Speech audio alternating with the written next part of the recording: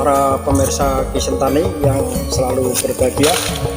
Mudah-mudahan pada sore hari ini semua para pemirsa konten Ki Sentani dalam kondisi yang sehat walafiat.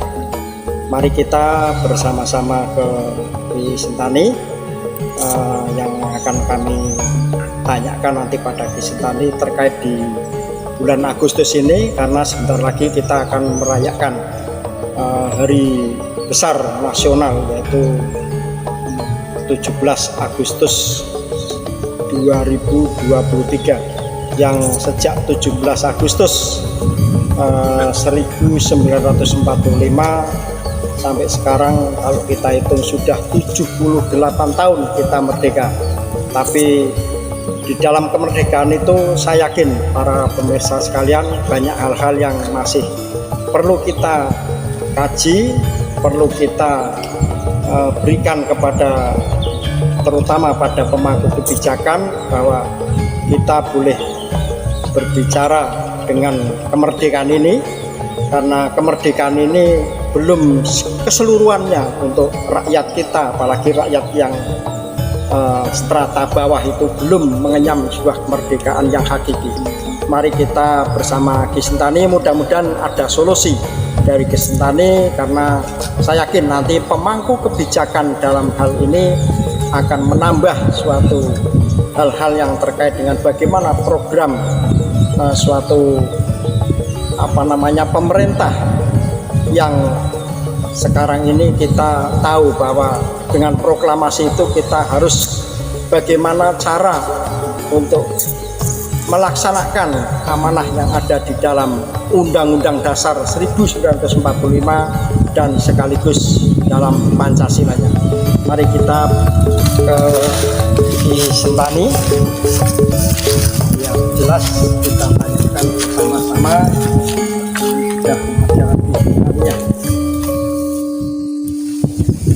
Rayu Ki, Podo Rarjo. Amin amin Rajo Ki, mudah-mudahan Ki sehat juga. Rajo juga Rahayu. Nun anu Ki, nun biasa untuk hal-hal yang terkait di dalam bulan Agustus ini Ki, biar jelas, karena kemarin sudah dibahas terkait dengan konten yang kemarin ya Ki, yang ada sambungnya dengan yang sekarang ingin saya tanyakan Ki, karena ini bulan Agustus itu sebuah bulan yang sangat luar biasa Ki, karena anugerah dari Allah Subhanahu wa Ta'ala. Kita selaku bangsa Indonesia itu melalui para pejuang, melalui para tokoh-tokoh negarawan, sampai diproklamasikan oleh Pak Soekarno, ini mengandung suatu hikmah yang besar sekali, karena di dalam proklamasi itu saya yakin untuk bisa menata sebuah negara yang sesuai dengan amanah yang diundang-undangkan di dalam Undang-Undang Dasar 1945, sekaligus di situ adalah untuk bagaimana di dalam Pancasilanya Ki ya. Nah, gini Ki yang ingin saya tanyakan, makna proklamasi itu sebenarnya bagaimana Ki? Karena saya yakin orang itu rata-rata taunya ya proklamasi yang dibacakan oleh Pak Karno, yang di situ adalah memberikan kebebasan bagi setiap warganya untuk hidup tanpa ada penjajah dari negara lain atau dijajah ya Ki. Tapi nampaknya kita sekarang ini kok saya pernah membaca itu kan, Pak Karno itu pernah mengatakan, perjuanganku sekarang ini lebih mudah dan lebih gampang karena menghadapi bangsa lain, tapi perjuangan anak cucuku kelak itu akan lebih sulit dan lebih rumit karena menghadapi bangsanya sendiri Ki. Lah ini kok nampaknya kok betul Ki apa yang diucapkan oleh sang proklamator itu, sehingga kemerdekaan sekarang itu yang sudah 78 tahun itu ya hanya stagnan seperti ini toh. Walaupun mungkin pembangunan secara fisik oke Ki ya, tapi pembangunan secara apa nih ya? Mental ya Ki ya. Lah mudah-mudahan Ki dengan nanti ada perubahan, mudah-mudahan yang apa namanya mersani konten ini, yang saya harapkan gini Ki, biar ada warga-warga yang miskin itu bebas dari tulisan warga miskin dan sangat miskin Ki, itu saja. Berarti itu suatu hal yang luar biasa, karena nampaknya Kak sebuah kebanggaan program-program semacam itu sampai menulis warga miskin dan sangat miskin, sampai kompor gas saja ditulis untuk kalangan warga miskin. Nah ini sudah sesuai belum Ki? Menurut Ki Sentan itu bagaimana? Mohon nanti solusi dan gambarannya itu seperti apa Ki? Kita merdeka 78 tahun, mudah-mudahan sebelum sampai usia 100 tahun ya betul-betul sudah merdeka sekali. Monggo Ki, nuwun sewu. Ki sakjatine koyo ngene. Ditakoni sira tak jawab. Apa artine proklamasi? Proklamasi iku sakjatine suatu pernyataan. Pernyataan bahwa negara Indonesia itu telah merdeka. Diproklamasikan. Biar disaksikan oleh seluruh dunia bahwa Indonesia itu sudah merdeka. Bila mana ada negara lain yang invasi ke Indonesia, itu sudah tidak boleh seperti itu, karena Indonesia itu resmi sudah jadi negara yang sudah merdeka. Seperti itu arti daripada proklamasi. Maka di situ proklamasi Pak Karno, proklamasi kami bangsa Indonesia dengan ini menyatakan dan lain sebagainya dengan cara saksama dalam tempo yang sesingkat-singkatnya. Bangsa Indonesia atas nama Soekarno Hatta. Sekali lagi Soekarno Hatta, Soekarno Hatta, biar dikenang ini oleh masyarakat bahwa sesungguhnya Pak Karno, Pak Hatta itu siapa. Nggak boleh itu dilupakan. Itu jasa yang sangat luar biasa itu. Jangan diremehkan. Boleh menganggap remeh itu karena sudah merdeka. Tapi selagi masih perjuangan mengusir penjajah, siapa yang mau taruhan nyawa? Lah Pak Karno itu taruhannya nyawa itu. Pak Hatta juga taruhannya nyawa. Tapi mana yang dikenang? Nggak ada. Yang dikenang Umar bin Khattab, Abu Bakar Siddiq. Siapa mereka? Apa pernah angkat bambu runcing? Lah itu kan menungso-menungso sing ilang kiblat ya. Yang memerdekakan bangsa tidak pernah dikenang, yang dikenang orang yang nggak jelas. Paham? Ini unsur politik, paham?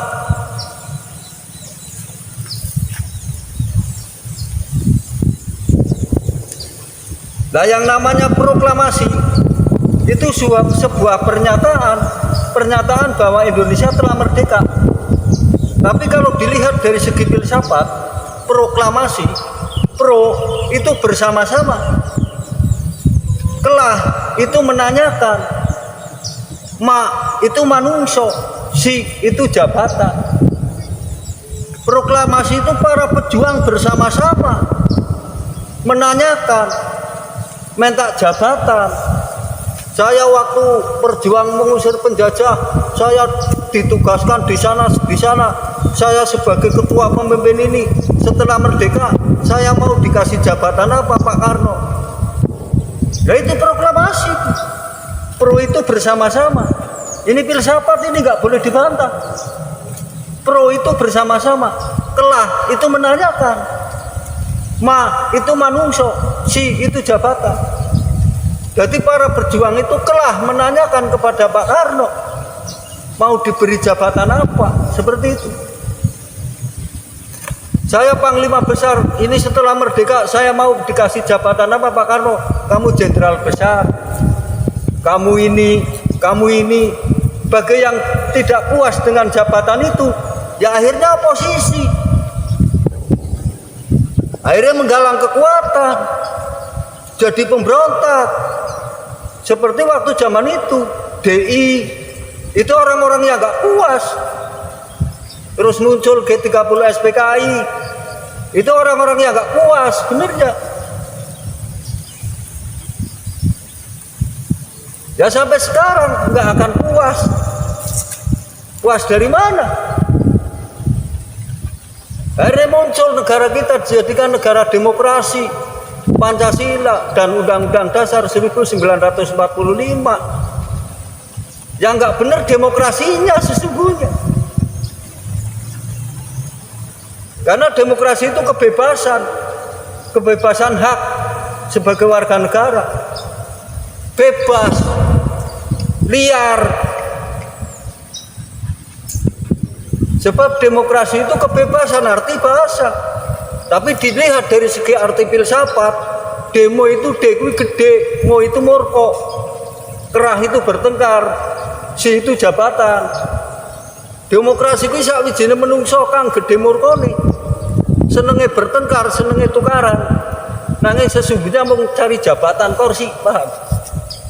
Sampai kiamat kalau negara demokrasi, rakyat tidak akan mengenyam kemakmuran, tidak akan itu. Karena jabatan terbatas, cuma 5 tahun. Sampai kapan kita? Mau kapan kita? Kalau tidak sekarang mengeruk harta, karena jabatannya saya cuma 5 tahun. Nanti ganti lagi ya seperti itu lagi. Ya rakyat yang selalu ditindas. Maka muncul Pancasila. Lah yang mengendalikan demokrasi itu kan sesungguhnya Pancasila. Kalau Pancasilanya mandul, demokrasinya bebas, ya jagat morak-marik kan. Wong demokrasi itu kan hukum hewan di hutan, hukum kebebasan. Kalau nggak dikendalikan oleh Pancasila ya bahaya. Kalau Pancasila semakin lama itu akan hilang. Ya udah seperti hewan hidup di hutan, liar, paham? Kalau Undang-Undang Dasar 1945 nggak ditegakkan, lah ya bahaya itu. Jadinya seperti hukum rimba. Ya seperti itu, ekosistem. Kan sudah terbukti ini. Negara Indonesia memang negara hukum, bener. Undang-Undang Dasar 1945. Tapi dilihat yang berkembang itu apa? Hukum apa sistem? Hukum itu kan bagi kita rakyat kecil. Kalau nyolong ayam ya di penjara 2 tahun, 3 tahun. Itu hukum. Tapi mereka pakainya sistem, paham? Negara politik ya yang berkembang sistem. Ya berarti kalau ada ungkapan ya Bu, dengan proklamasi kita sudah sampai menuju ke jembatan emas. Nah berarti setelah sampai ke jembatan emas, mereka itu yang punya kekuasaan rebutan masih kayak ya. Jembatannya ambruk. Nah tadi kan panjenengan ngendiko, kata Pak Karno bagaimana tadi? Lebih mudah perang dengan bangsa lain daripada itu perang dengan bangsa sendiri. Lebih sulit dan lebih sulit. Nah ini sudah terjadi ini. Ya pantas saja itu rumah ditulis miskin dan sangat miskin, miskin dan sangat miskin. Sangat itu sudah terlaluan itu. Wong waktu dijajah Belanda aja nggak ada rumah tulisan miskin dan sangat miskin. Mereka sudah merdeka sudah 78 tahun. Kok malah rumah ditulis miskin dan sangat miskin? Berarti kan lebih daripada penjajah. Ini fakta. Kalau memang Sentani mau ditangkap ya silakan. Yang penting sesuai dengan fakta Sentani. Yang malu siapa itu? Ya demokrasi ya seperti itu.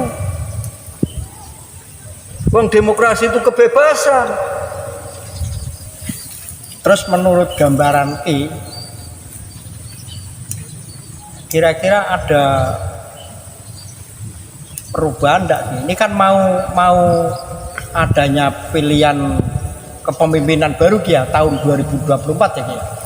Nah, kami kan berharap ini 17 Agustus ini sebagai suatu awal untuk bagaimana para pemimpin itu menata diri untuk bisa memimpin itu betul-betul yang sesuai yang ada diamanatkan di Undang-Undang Dasar 1945 dan dalam Pancasila. Jadi jangan itu tadi yang saya sebutkan, kok kenapa sekarang itu kok malah demikian gitu. Ini ada perubahan enggak walaupun kita secara konteks hukum itu kan kita tetap dengan negara demokrasi. Ada enggak kan yang dirindukan itu sebenarnya kan yang dirindukan oleh warga negara terutama bangsa kita itu kan makmur dalam keadilan, adil dalam kemakmuran. Ini akan tercapai enggak?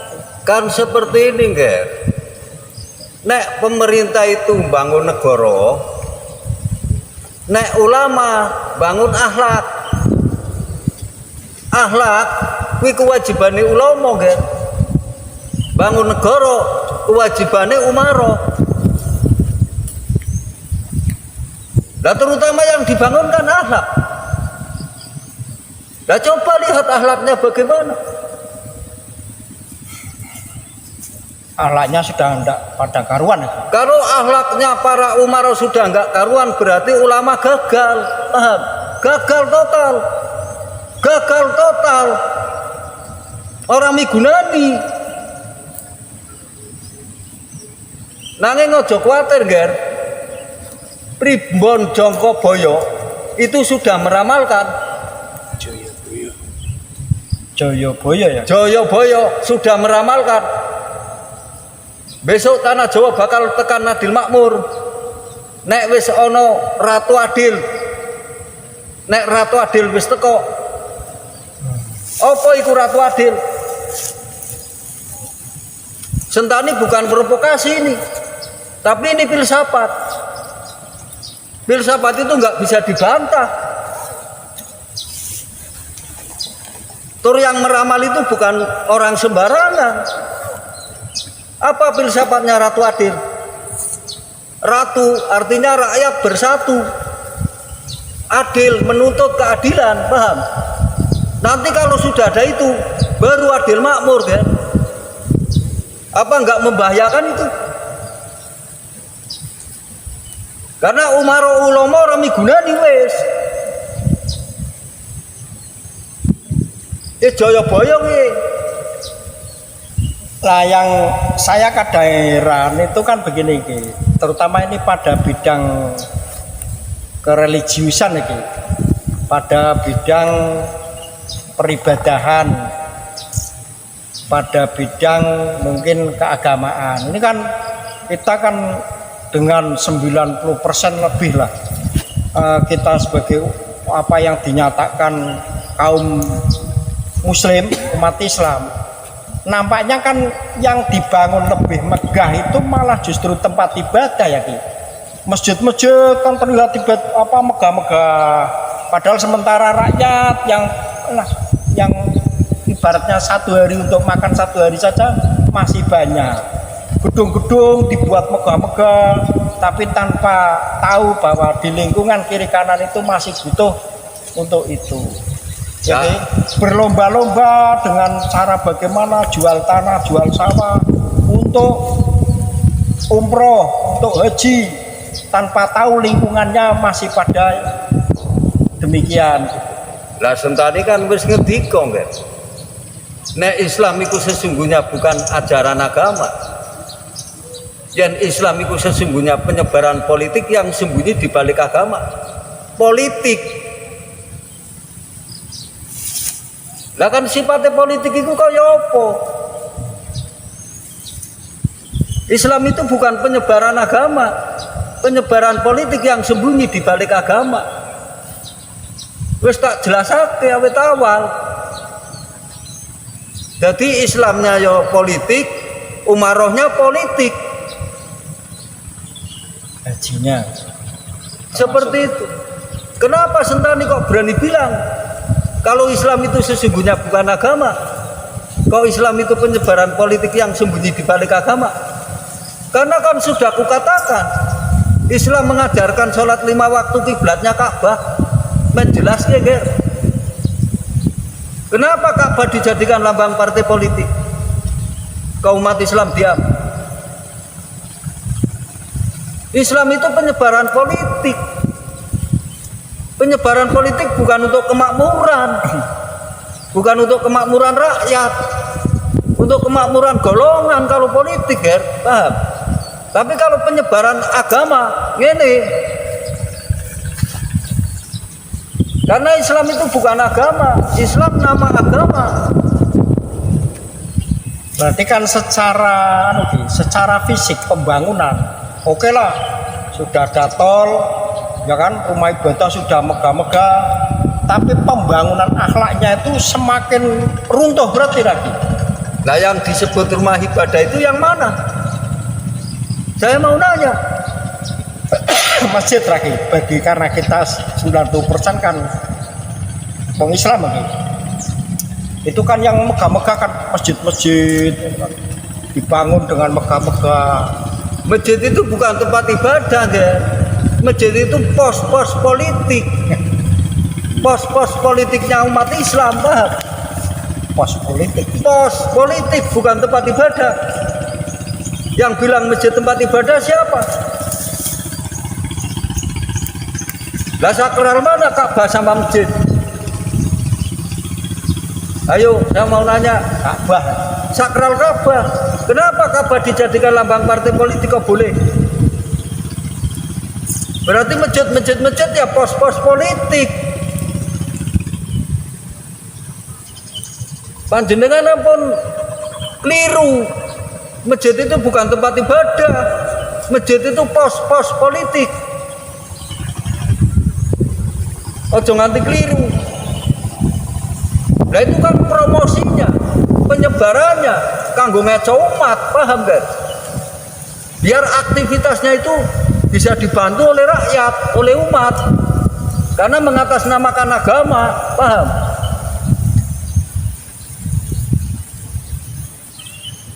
Ya ayo buka-bukakan. Nek para ulama-ulama renderima buka-bukakan karo Sentani. Ora apa-apa Sentani gelem kok. Hah? Sentani demi kepentingan umat. Men umatku aja dibodoni, paham? Makanya kan saya kadang heran ya, kan dengan kita selalu berkegiatan pada bulan kemerdekaan di bulan Agustus ini ya, itu kan suatu bulan yang tadi saya katakan itu bulan kerahmatan ya dari Allah itu ya, untuk bisa kita itu merdeka saat itu. Yang kemarin kita telah menjelaskan, tapi kok nampaknya dengan kemerdekaan itu seolah-olah kok kemerdekaan itu suatu hanya kegiatan seremonial saja gitu, dengan pengibaran bendera, dengan ini tanpa makna dari proklamasi itu tadi yang seperti Ki sampaikan itu, tanpa ada perubahan secara itu rakyatnya lah Ki, rakyatnya. Karena negara itu kan salah satu negara itu kan harus ada rakyat Ki. Sebenarnya kantong-kantong yang membuat rakyat tidak mencapai, negara tidak mencapai adil makmur, sebenarnya jelas enggak? Jelas sebenarnya. Tapi mereka pura-pura tidak tahu. Pura-pura tidak tahu. Paham? Kenapa ini saya sampai bicara larinya kepada ulama? Karena proklamasi itu yang mewujudkan nanti itu umaroh sama ulama, tetap ulama nggak boleh lepas. Jangan yang disalahkan umaroh terus. Ulama juga harus bertanggung jawab.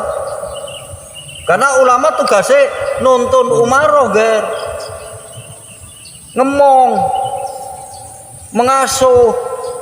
Sama halnya saya mengasuh anak kecil. Kalau anak kecilnya kecemplung kali, ya tetap saya yang disalahkan. Paham? Nah ulama kan tugasnya ngomong umaro. Tapi ulama tidak boleh masuk ke kerana umaro. Kalau ulama masuk ke kerana umaro, ya kaya ngene iki kedadiane. Jagat morak marik, paham? Melu rayahan, paham? Departemen agama, agama yang mana? Tahu enggak bentuk wujudnya agama seperti apa?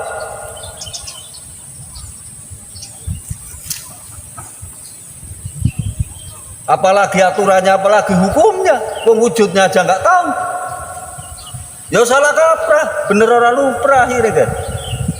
Berarti kunci utama harus umaro dengan ulama, ulama dengan umaro. Ya itu udah itu kuncinya. Nah, tapi kapan Ki ulamanya kan baik, artinya bersih dari hal-hal yang mengkait tentang keduniawian? Nggak bisa, itu nggak bisa, Ger. Kalau itu bisa terjadi, Ratu Adil nggak muncul nanti. Ini kan nunggu Ratu Adil. Munculnya Ratu Adil. Ratu Adil itu rakyat bersatu menuntut keadilan. menuntut keadilan. Bentuknya seperti apa Ki? Ya bentuknya yo nggak usah saya katakan, itu nanti akan terjadi, nanti itu akan muncul. Mungkin kekuatan demo ya Ki? Kekuatan alam nanti. Kekuatan alam ya. Suara rakyat adalah suara alam, suara Tuhan. Suara rakyat, suara alam, suara Tuhan. Iya seperti itu. Nanti itu akan muncul. Itu yang nanti akan merubah, akan menyelesaikan, yang akan menyelesaikan, yang akan menggilas mereka seperti yang itu. Yang tidak amanah, tidak pandang bulu, enggak ulama, enggak umaroh, nanti akan digilas oleh itu. Tinggal nunggu waktunya. Tunggu waktu kalau nggak percaya. Masalah ini kan betul-betul sudah tidak karuan Ki. Sangat-sangat tidak karuan. Artinya saya kadang juga merasa, karena kami juga orang desa-desa gitu.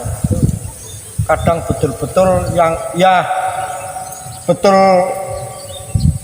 apa yang dikatakan Raja Dangdut ya Ki. Yang kaya makin kaya, yang miskin makin miskin ya Ki. Ya dia kan tahu nggak? Tahu kejadian seperti ini nanti pada akhirnya akan muncul seperti ini, tahu mereka tahu. Seperti Pak Karno juga tahu perjalanan alam. Makanya Pak Karno ngomong lebih berat, memperjuangkan bangsa kita menghadapi penjajahan bangsa sendiri. Karena Pak Karno tahu latar belakangnya nanti bagaimana, tahu Arahnya ke sana. arahnya tahu. Iya, sekali lagi kan Pak Karno kan gitu. Perjuanganku saat ini lebih mudah dan lebih gampang karena menghadapi bangsa lain. Nah kan seperti itu. Berarti kan mengusir penjajah gitu. Tapi perjuangan anak cucuku kelak itu akan lebih rumit dan lebih sulit karena menghadapi bangsanya sendiri. Lah ini Ki. Itu sohe Gary. Kalau ada sohe. Makanya kan kalau semacam ini berarti kan kita ini sudah perang pada bangsanya sendiri, sudah saling fitnah, yang pembunuhan, pemerkosaan, narkoba dan lain-lain yang dulu-dulu sudah luar biasa pernah dikupas sama kini kok semakin tidak reda, tapi kok semakin ora karuan. Luar biasa, karena pendidikan akhlak sudah nggak ada kan. Sampai di tingkat pendidikan anak-anak di sekolah-sekolah dari SD sampai SLTA pun kan sekarang sudah rohnya pendidikan itu hilang. Ini sudah masuk ke zaman jahiliyah. Ini sudah masuk ke kerana jahiliyah. Kui zaman kui ilang li kui lali yah kui ilmu. Iki zamane manungsa kang wis padha ilang, kang wis padha lali marang ilmu ning agama iki, zaman iki jahiliyah mlebune ya. Ya karena yang dipakai itu budaya-budaya jahiliyah memang. Akhirnya muncul zaman jahiliyah. Muncul jahiliyah. Terkontaminasi oleh budaya itu. Sedikit demi sedikit, lama-lama jadi bukit. Wong 500 tahun kok terkontaminasi oleh budaya-budaya jahiliyah kok. Ya ini muncul udah. Jakui zaman, ilku ilang, jahil, li kui lali, yah itu ilmu. Zamane menungso kang ilang lali marang ilmu. Ilmu agama tegese. Ya ora ono unggah-ungguh, ora ono welas asih.